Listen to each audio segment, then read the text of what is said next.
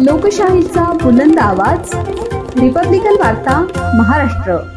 देवणी तालुक्यातील जागृती sugar and इंडस्ट्रीजच्या 14व्या गळीत हंगामाचा शुभारंभ।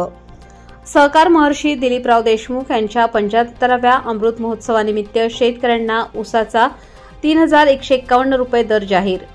बातमी देवणी येथून।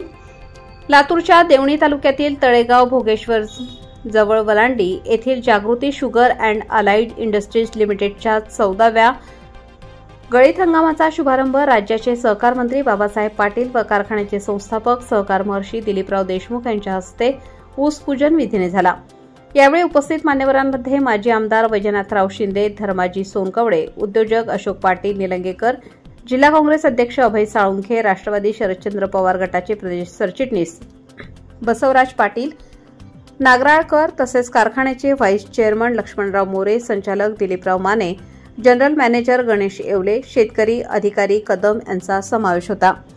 सहकार मंत्री बाबासाहेब पाटील यांनी आपल्या भाषणात सांगितले की स्वर्गीय मुख्यमंत्री विलासराव देशमुख यांनी राज्यात सहकाराची क्रांती घडवण्याचे स्वप्न पाहिले आणि त्या स्वप्नपूर्तीसाठी सहकार महर्षी दिलीपराव देशमुख यांनी अमूल्य योगदान दिले। जागृती शुगर हा त्याच सहकार चळवळीचा जिवंत नमुना आहे। दिलीपराव देशमुख यांनी आपल्या अमृत महोत्सवी भाषणात म्हटले की जागृती शुगर हा फक्त साखर निर्मितीचा कारखाना नाही, तर शेतकऱ्यांच्या जीवनात जागृती निर्माण करणारा उपक्रम आहे।